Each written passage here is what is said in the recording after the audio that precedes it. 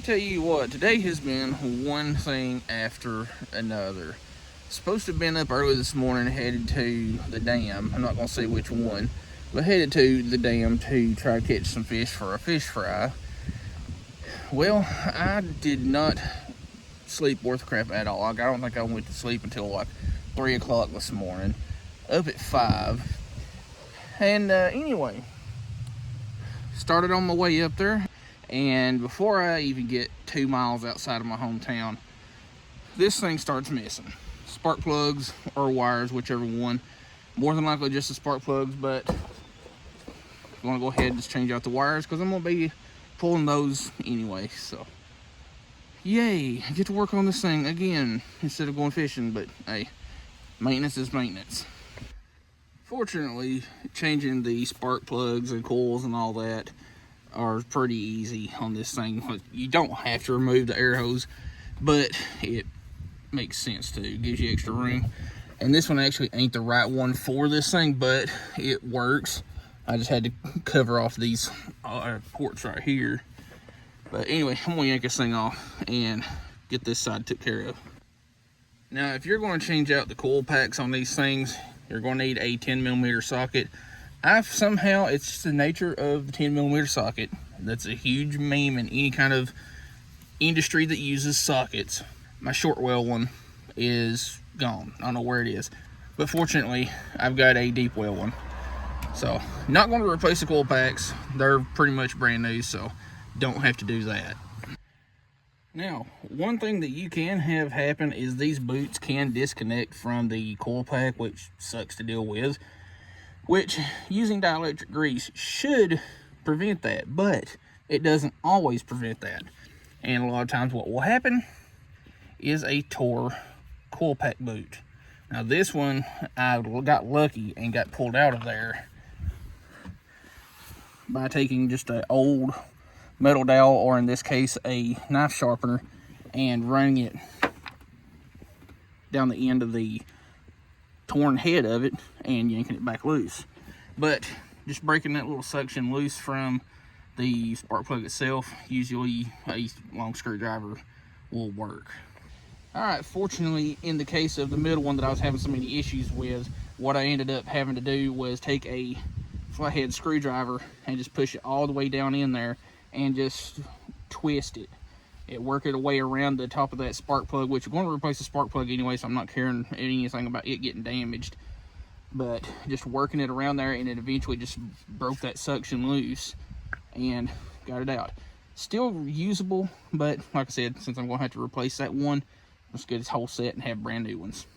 Now on the driver's side, it's a little bit more simple, yet aggravating, if that makes any sense.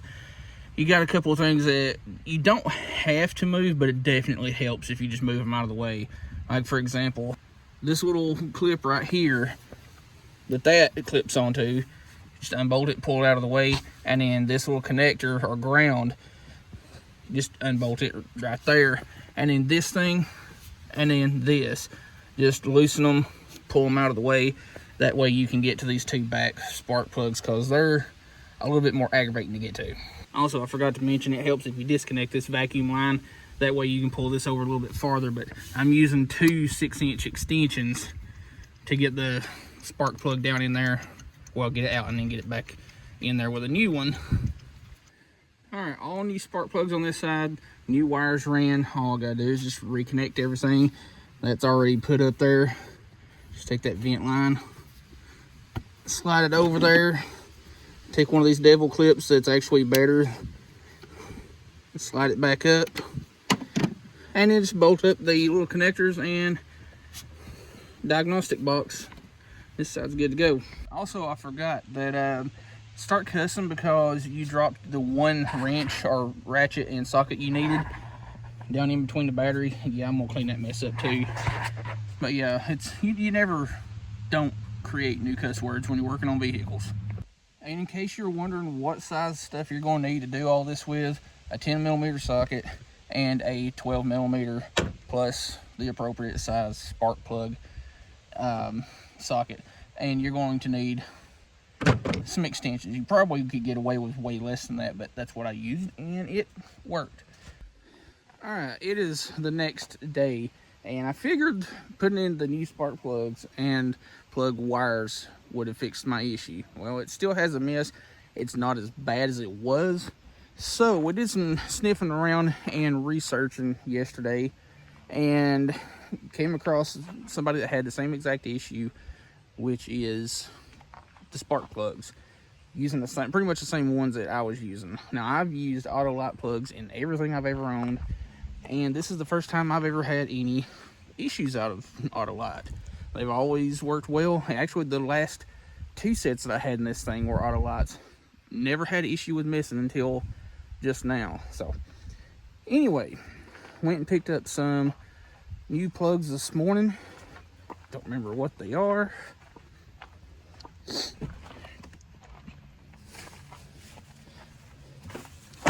I usually also run, Seafoam or Royal Purple or something like that in my vehicles every so often. Not like every 3,000, but every so often. So, after doing some sniffing around last night and reading some people's opinions on the plugs and having the same issue, went and picked up 6 of these Denso spark plugs, which are OEM for the 3.4 V6 3rd gen 4Runners. I'm not sure about the 2.7. I don't know nothing about that one. But these have dual spark electrodes, unlike the ones that I had in it, which are singles. Now, these aren't like damaged or corroded or anything like that. They're a little bit dirty because, I had them in there for a little while. But they're not cracked. There's nothing wrong with them. These are still good. Like, I don't know if they're part of the problem for sure. So anyway, I'm gonna get the coils pulled out, swap these in, see if that fixes the issue, because hopefully it does. I don't remember if I said that I'd got some Seafoam for the fuel tank, because it probably doesn't need it, but a couple of times I have gotten it down to about 2 gallons, which is around 1/8 of a tank in this thing. But yeah, don't do that. It lets trash get into your fuel lines, fuel filter, and clog stuff up. But I also have a piece of a can of Seafoam spray that I'm going to spray into the throttle body, because it probably needs a cleaning. And I'm pretty sure I've got the stuff to clean the mass airflow sensor or map sensor, whatever you want to call it. But it shouldn't be needed, or shouldn't need a clean anyway, because it's not that old. It's just a couple of months old. But we're already under the hood. Might as well look at it and check it out. Alright, never mind the mess. I've been moving crap around to work on this thing last day or so, but this is my cheap Bosty Tech box from Walmart. Nothing special, but this thing has been freaking handy. Need a quick air up. This thing runs off of the lithium batteries. People like to trash on Hart. I like that thing.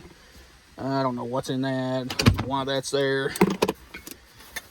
I don't even know what's in that. I buy stuff on a whim and just toss it in my box for wrenches. Mass airflow sensor cleaner and throttle body cleaner. So let's get to work. Alright, I just noticed something that may have been my problem. I don't think it is, but you never know. Anyway, this thing is supposed to be, I don't know if y'all can see, but the spark plug is supposed to be turned around facing upward like that. So that's clipped in the wrong side. So I don't think that's the issue. So let me get a screwdriver to pop that clip loose. I was right, that was supposed to be turned around the other way. But since we've already got that out, we're going to take and pull the spark plug out and go ahead and replace it.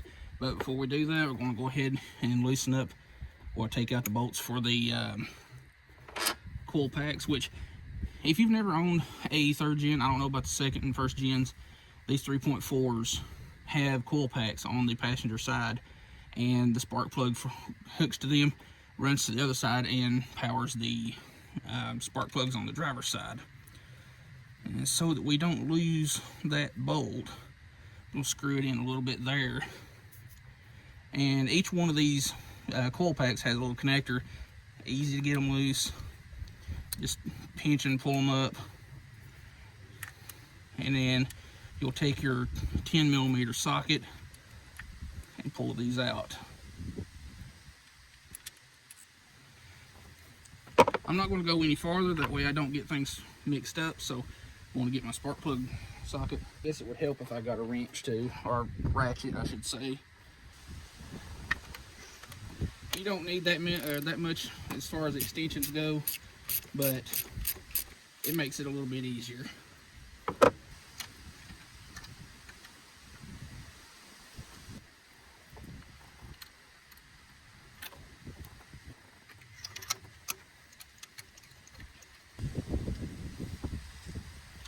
Alright, here's that. Let's take our spark plug wire. Make sure it's pointed the right direction and clipped in properly.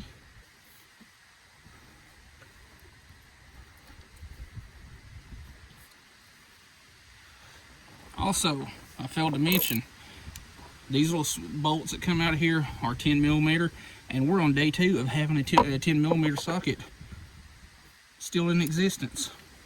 And then take your connector, make sure this connects on there good. There we go. All right, next one. There we go.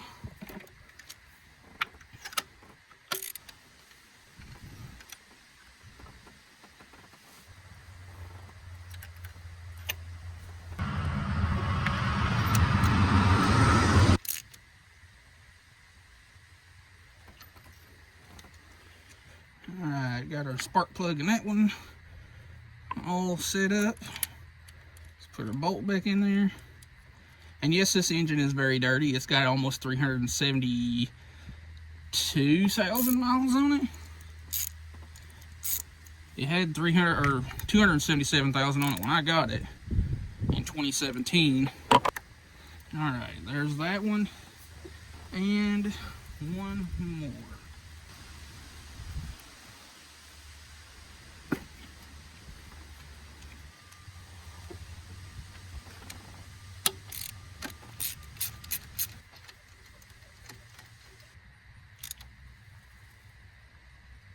Go. All right.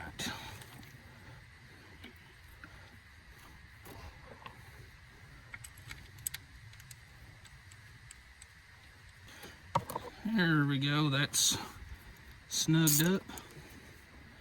Or snapped on, I guess. All right, passenger side done. We're going to start on the driver's side, which is a little bit more aggravating because you don't have as much room, but I'll kind of show you along the way what you can loosen up, push to the side, or take off. That way you'll have a little bit more room to work with. But hopefully it's not as aggravating as it was yesterday. Alright, starting out, there's a bolt right here that holds this diagnostics port on, and then there's one right here. Hopefully I can show y'all a little bit better. There's one right here, and then you got the one for your diagnostic port right here. Excuse that wind. And then you can take and loosen this bolt right here and push this thing out of the way, which is just a more or less a holder for a vacuum line that you can pull up and out of the way also. Now on the back of this diagnostics port, there is a little clip that you'll have to pull away from it and pull up to get off of that. But you will need 10mm and a 12mm. 12mm goes on this little round thing right here, with the bolt on it. You can take and push it back and forth to get it out of the way. And then the 10mm for this little connector, or the connector for the diagnostic port, and these two wires. You can pull those up out of the way also.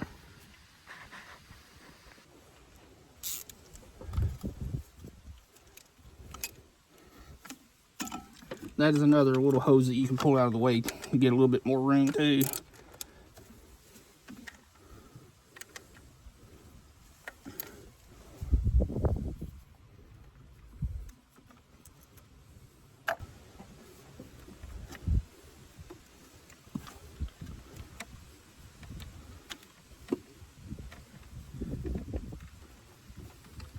You can just take and lay your spark plug wires out of the way, however works for you.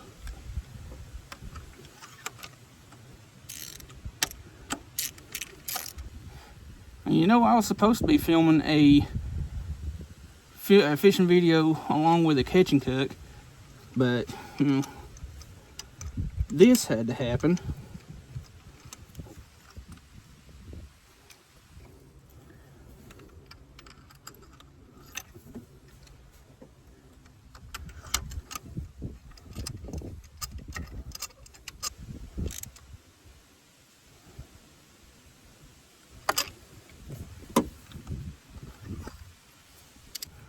Go ahead and put our spark plug wire back in there. Like to feel a good little click on there.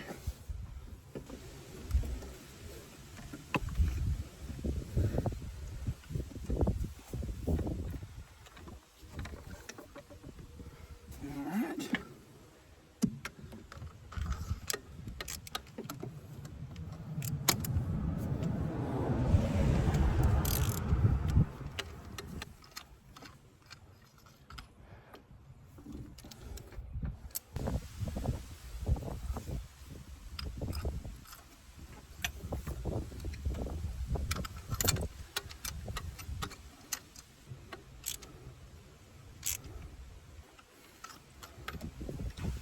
Alright, middle one done.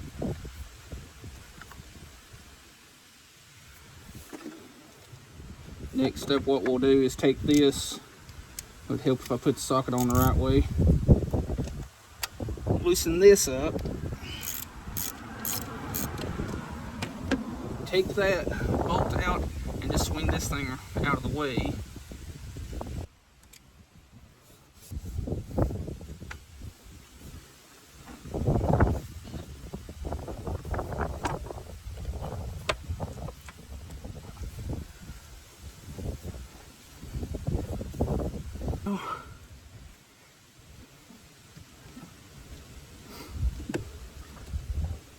What am I hung on? There we go.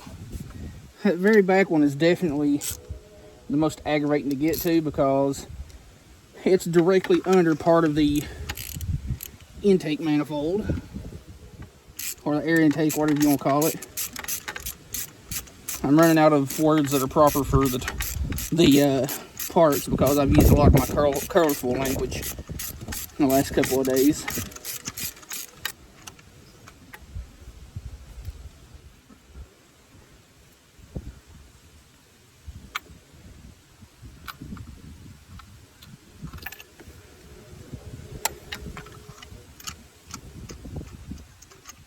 But yeah, I use two different sockets for putting these spark plugs and stuff in because when I use the one with the little rubber insert, it doesn't want to come off of the spark plug, which means there it is. It means my socket pops off the extension and gets stuck in the tube there. So when I put one into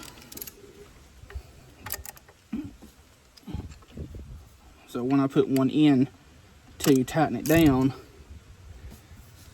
I have one that doesn't have that little rubber insert. And move things back over, put your hose right yonder.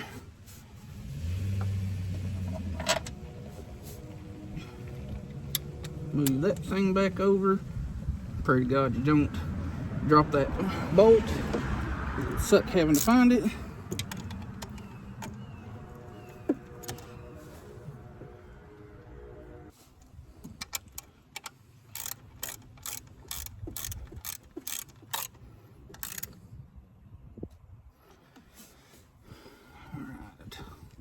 Plug up our vent tube there. Slide our little devil clamp back up. I call them devil clamps because that's pretty much what they are. They're aggravating to deal with, but they're really, if you really think about it, they're better than your screw-on hose clamp types. I'm going to take this little bracket for the diagnostic port. It does have a certain way that it has to be pointed because it has two little channels. So you'll have to put it straight up so that it'll fit around that little end of the intake. All right. Lastly, take the two little wires. There we go. We finally got them started.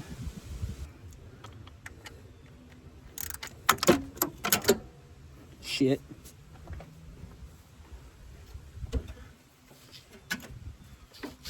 Double shit. There we go.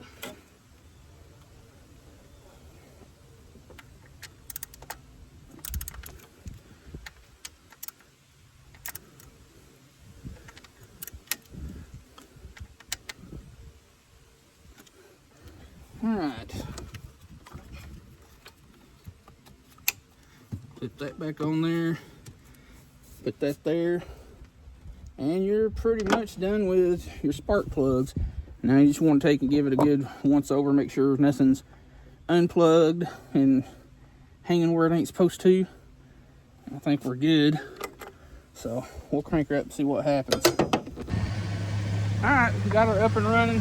We're gonna let her run for a few minutes just to see if it tries to miss while sitting, which is when it missed the most the last couple of times driving her around.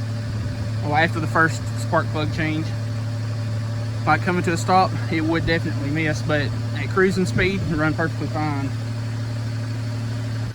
Well, it's not missing like it was, because like yesterday I would let it sit and it would miss a couple of times, but it hasn't missed any that I know of.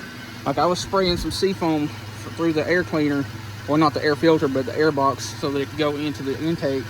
And it did kind of stutter there, but that's bound to happen. That's just how it works with spray type air fuel additives.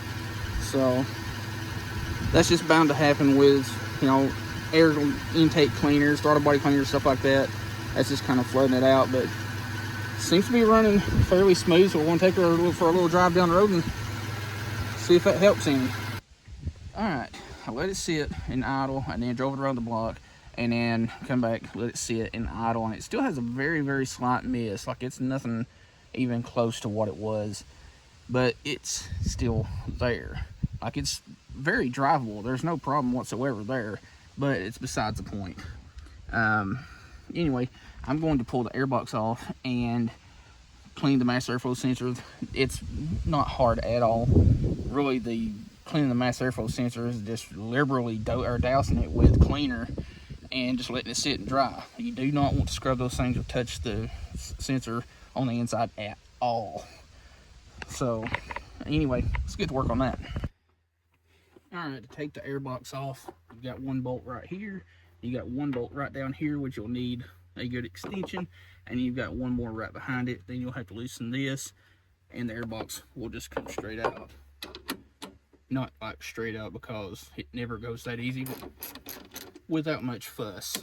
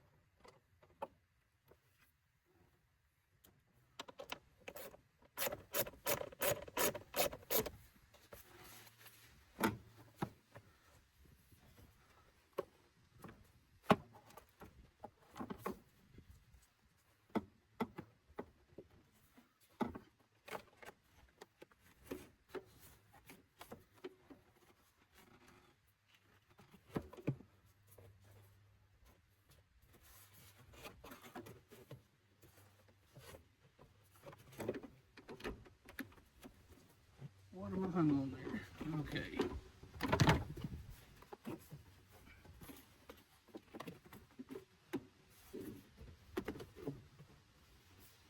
All right, right here is your sensor. There we go. And just set your airbox out of the way. Actually, don't just set it out of the way, because you need to take the air sensor or airflow sensor off. And that's just two slotted screws. All right, got our sensor off, and this little thing right here in the side here is what you do not want to touch, because that thing is extremely sensitive. But take your sensor cleaner and just liberally spray all over that thing, down into it, because you do have some little plugs down inside there. But you definitely want to be careful with taking the screws out, because they can round out fairly easy.